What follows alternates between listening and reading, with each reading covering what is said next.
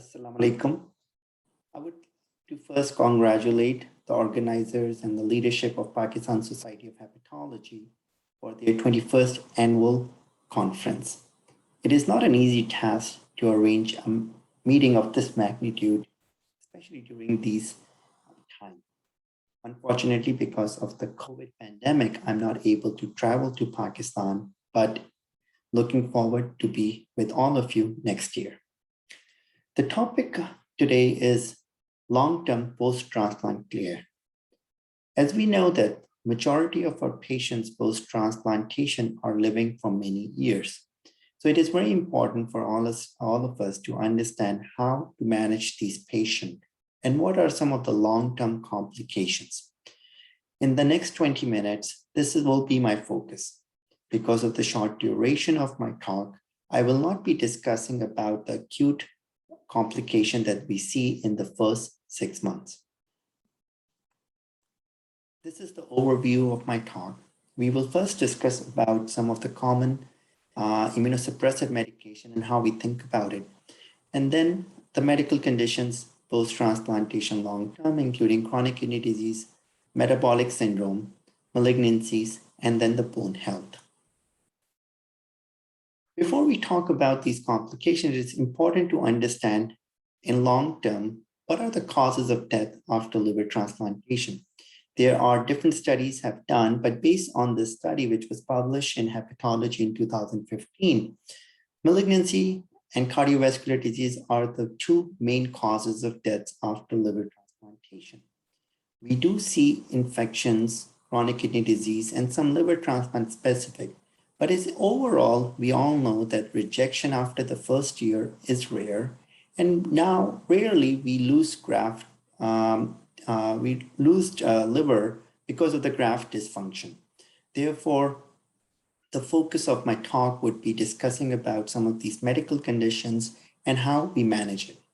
This is also very important because in Pakistan, where there are few liver transplant centers, the patient across the country goes to these centers, and these centers do provide the care for the first after transplantation or maybe for a month or so. But then these patients comes to the local gastroenterologist and primary care. So it is important to have a good understanding about what are the long-term complications to look out for and how to manage it. So let's first start about the immunosuppression. As most of you know, it's always a balancing act. On one hand, we wanted to use the enough immunosuppression to avoid graft dysfunction and rejection. And on the other hand, understanding the complication of immunosuppression. And if we increase or long-term immunosuppression can cause malignancy, renal failure, metabolic complication, and increasing the risk of infection. Early on during the transplant era, we was worrying about a lot about the rejection, and patients were over immunosuppressed. But now with a better understanding, we do realize that we need to find our right balance. And the better we understand or faster we understand for the individual patient, the better is to look out for these complications.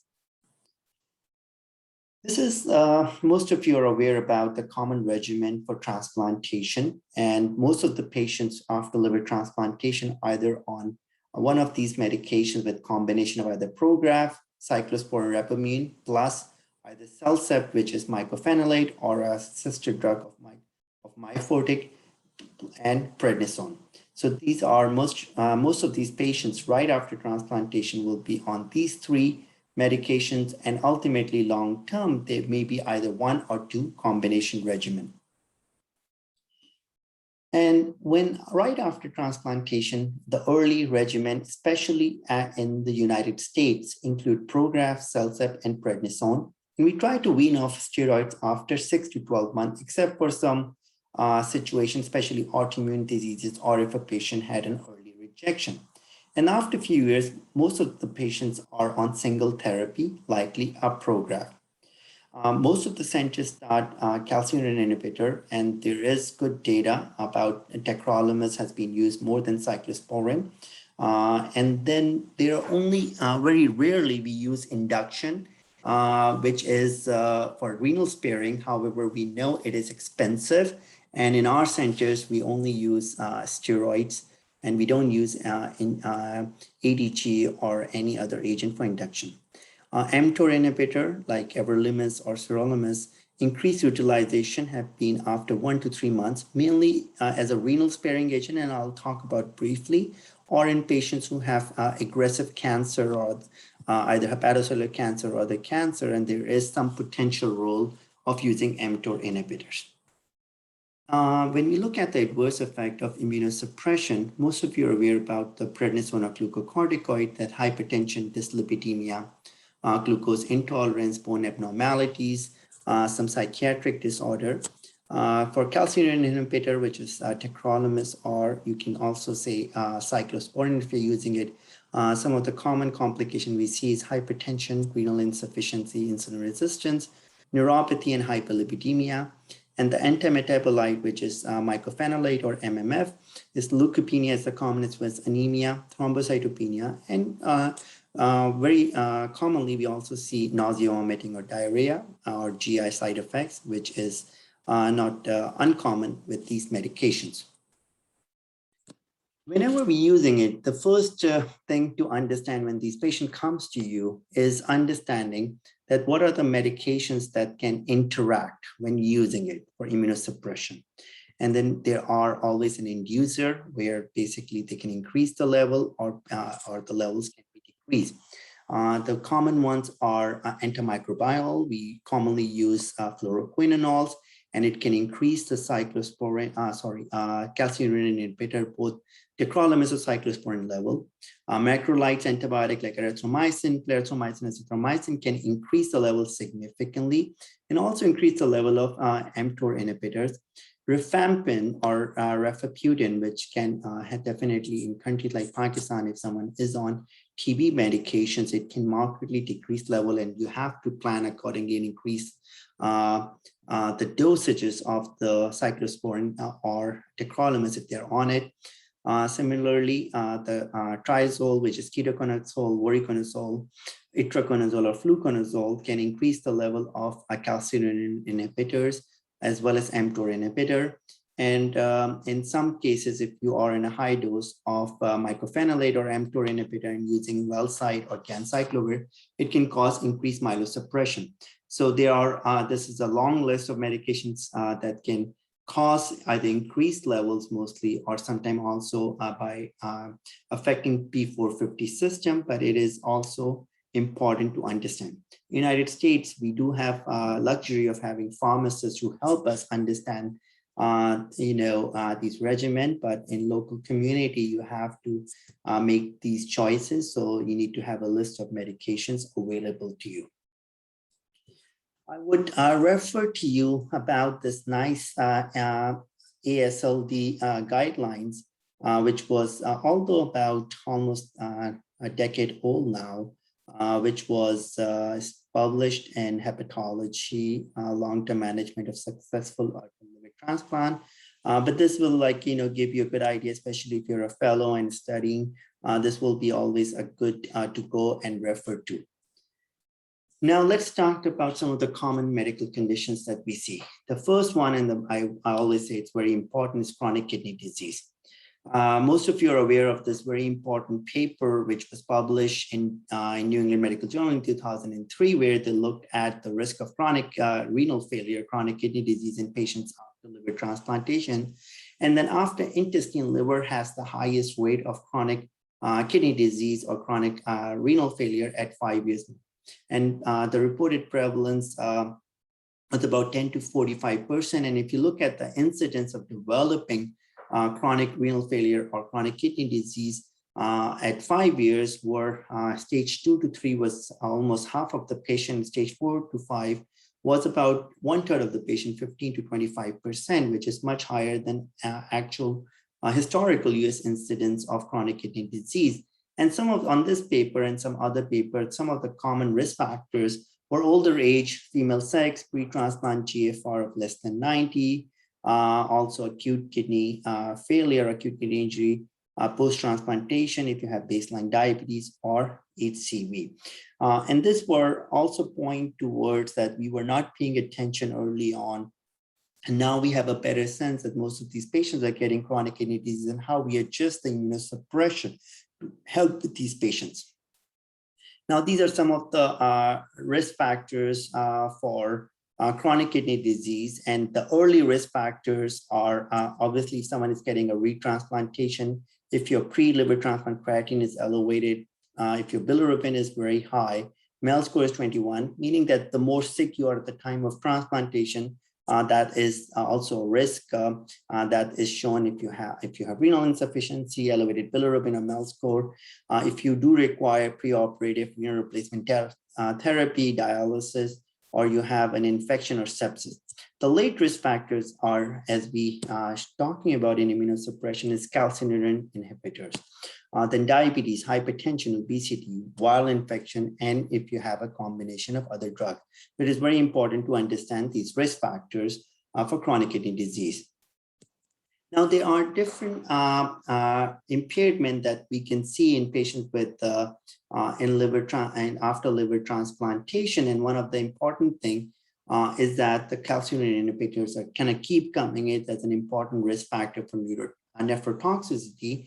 And it causes two kind of an injury. One is an acute kind of a toxicity, which can cause intense afferent arterial vasoconstriction, and that can affect it. And on top of it, it can cause chronic toxicity with hyalinosis and siderosis and narrowing of the lumen. And on top of it, sometimes the calcineurin inhibitor can also cause acute tubular toxicity, and then ultimately can cause atrophy and interstitial fibrosis.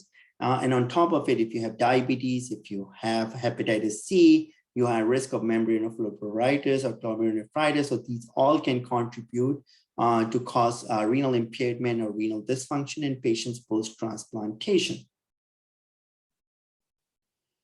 So how do we manage these patients, right? And how we think about it. And there have been a lot of thought about renal sparing strategies. And one thing we need to know, although I don't want you to put too many studies on it, but there are times that people have compared it with calcineurin inhibitors without it, and then it has caused like increased risk of injection, rejection, and so there is a thought that either delay or reduction of calcineurin exposure minimize acute kidney injury, but if you wanted to do it at the time of transplantation, you need to have an antibody induction. Most of the centers, like early in the first 1 to 6 months, if you wanted to do a calcineurin reduction, it has to be in combination with non-nephrotoxic agents. Either you increase the dose of mycophenolate or use other agent like mTOR inhibitor. However, there is a good evidence that mycophenolate and concurrent reduction in calcineurin in therapy result in improvement in renal function even when it performed greater than 1 year post liver transplantation.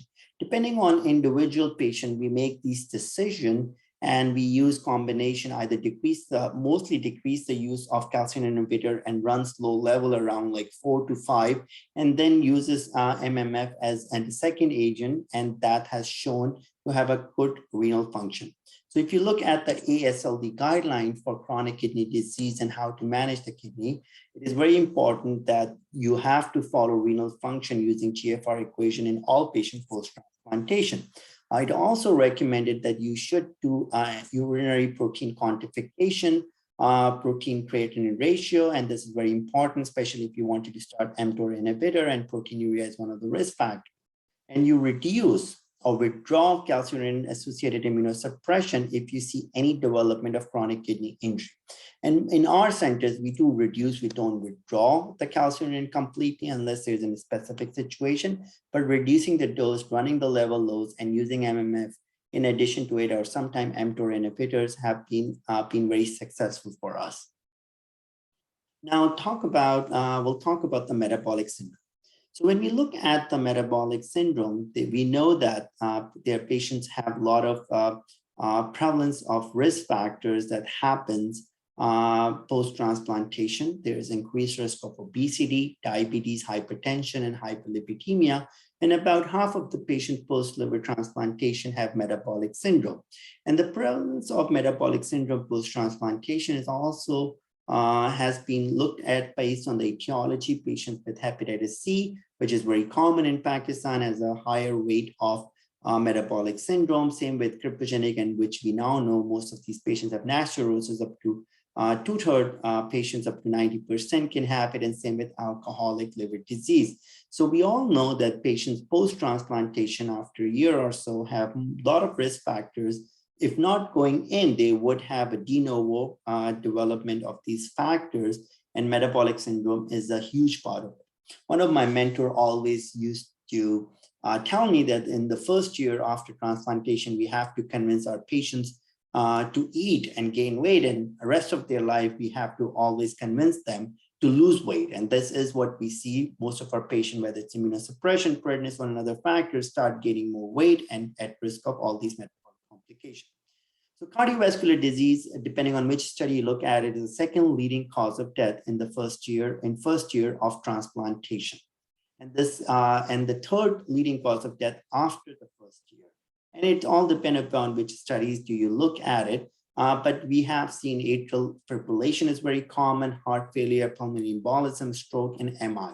And the risk factors for cardiovascular disease post-transplantation are men, older age, post-liver transplant, diabetes, hypertension, coronary artery disease, if you have NASH as an etiology, or alcohol.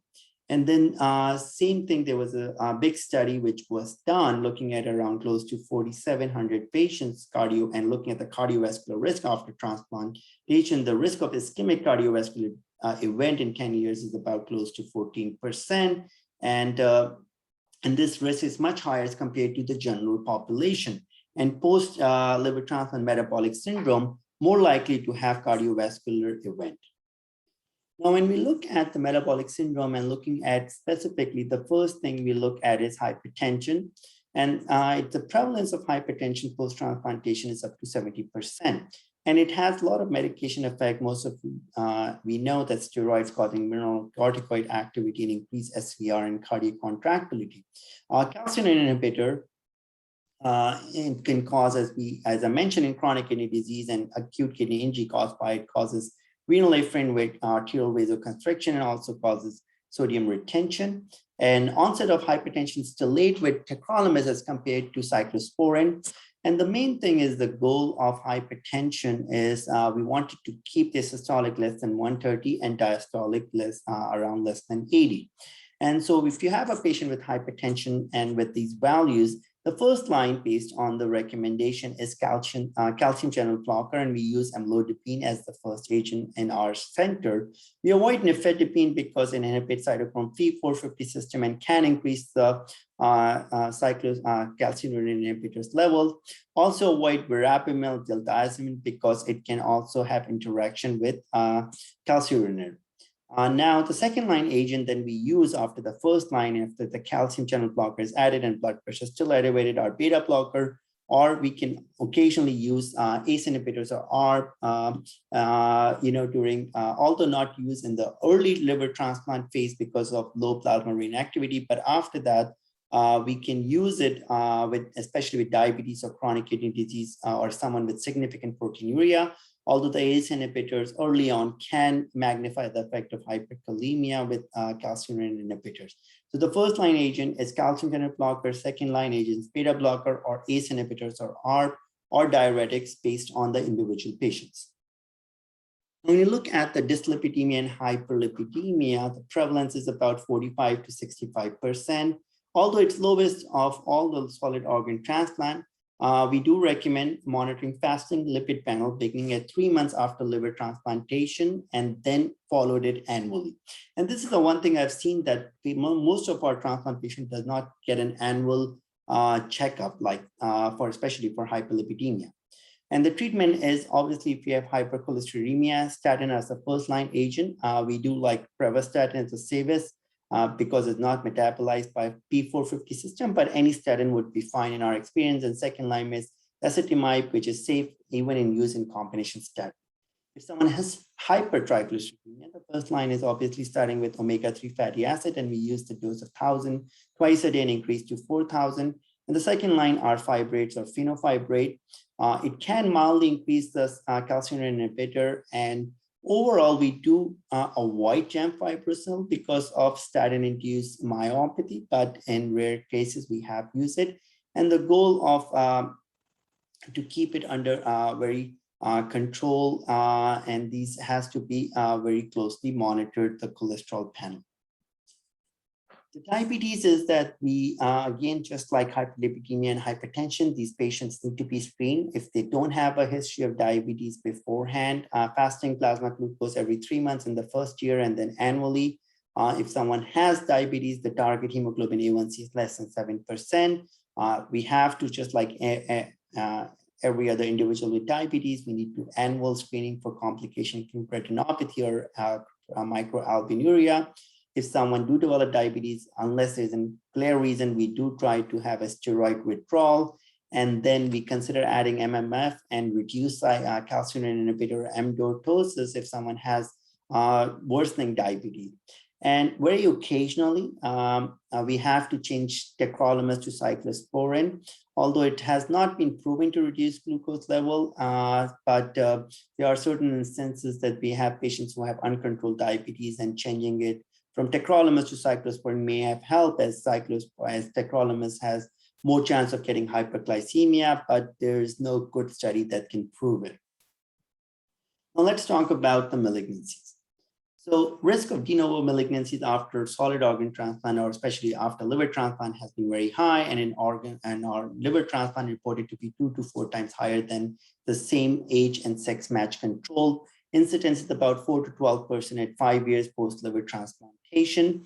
And then there was a study by Mayo found that the incidence of 22% of de novo malignancy within 12 years of transplant, and majority of these cancers were skin related. And the thought is that because of immunosuppression, you have loss of this immunovigilance that has helped improving the transplant. And the more longer you are on immunosuppression and post-transplant, the more cumulative incidence, and it's up to 20% at 25 years.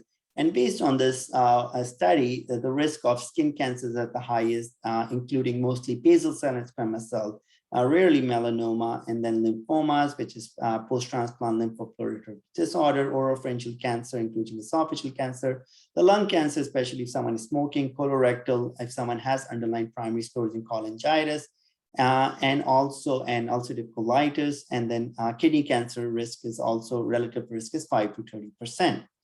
So most common post-transplant malignancy that we see are the skin cancer, and 50% are and then these are mostly non-melanomatous or non-melanoma skin cancer. Squamous cell is much higher than basal cell carcinoma. And squamous cell carcinoma occur 250 times more frequently than general population.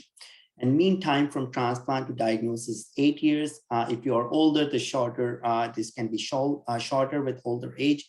And and these are not only, they're more aggressive, their local invasion is higher, the high tendency for multiple lesions, and high risk of recurrence. And other risk factors are UV radiation. Skin color is very important. We see mostly in Caucasian, but it's not uncommon to see in other races also. Immunosuppression, if you have a history of HPV infection, and smoking is very, very important for skin cancers, lung cancer. So none of your transplant patients should be smoking.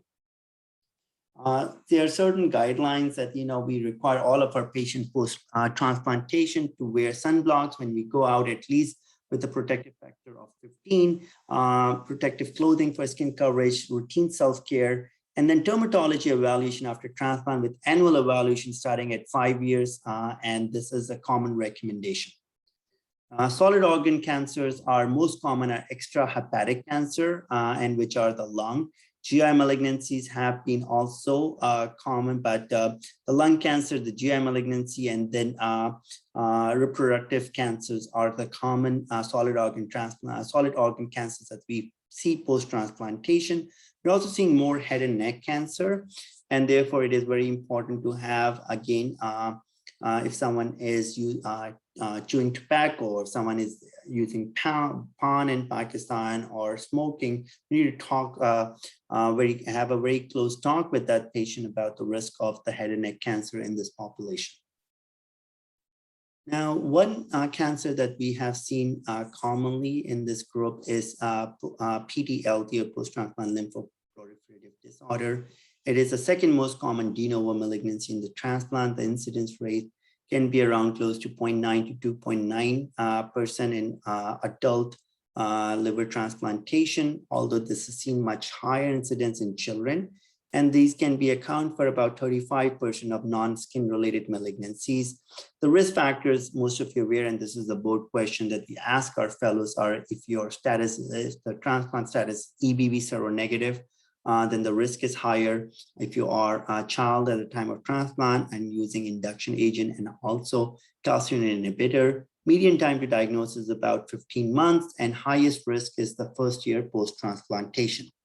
And the treatment of PDLT is obviously we have used oncology, but the first step, if you have anyone, you have to have, first of all, histological diagnosis. If you see a lymph node, if you have anything, you need to biopsy it.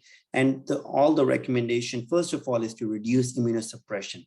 And in early, early lesions, if you find it early on, you can have a complete remission.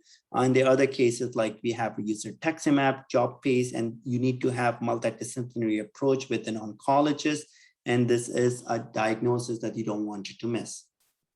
Lastly, I'll talk about the bone health, which even in America, a lot of patients don't get the right care. We all know that there's an accelerated bone loss during the first 4 months after transplantation because of steroid and calcineurin inhibitors. And then after that, we have an improvement in bone metabolism with increased bone mass over years. The risk of if someone already have osteopenia pre-transplant, they increase the risk of fracture during the first year after transplant, and risk of osteoporotic, vertebral, and non-axial fracture increases significantly in the first few years, but then decrease over time. The other risk factors are alcohol use, smoking, poor nutrition, if you have cholestatic liver disease, hypogonadism, and obviously steroids and calcium inhibitors. We do recommend supplementation if someone has osteopenia or increased risk of bone loss of calcium and vitamin D. We monitor vitamin D level on an annual basis. Bisphosphonate therapy, obviously, if you have a low T-score or history of fractures. And recommendation is we do recommend bone DEXA scan and bone density scan annually if you're osteopenic, or every 2 to 3 years if you have a normal or your patient has a normal bone density scan. Weight-bearing exercise for osteopenic liver transplant patient. So these are some of the long-term complications. I would like to end on this important, one study which was almost like more than a decade old, where they tried to understand like who should be managing these patients post-transplantation. Here we have a huge presence of primary care physician. And then the percentage of, we talked about which should be managed after 1 year after transplantation, and PCP are actually managed the following. So based on the survey, it was that ideally managed by PCP. Majority of even hepatologists recommending the primary care to manage their diabetes, hypertension, dyslipidemia, and osteoporosis. But most of the time in our experience that the primary cares are very scared of these transplant patients and no one is managing it. So it is dependent on us to manage these patients to prevent long-term. These patients are now living 15, 20 years post-transplantation. So it's very important to take care of the long-term, including looking out for the cardiovascular, metabolic syndrome, bone health, and the screening for malignancies. This is the end of my talk, and you have seen this slide, but I always love this quote that superior doctors prevent the disease, mediocre doctors treat the disease before evident, and inferior doctors treat the full. Thank you so much.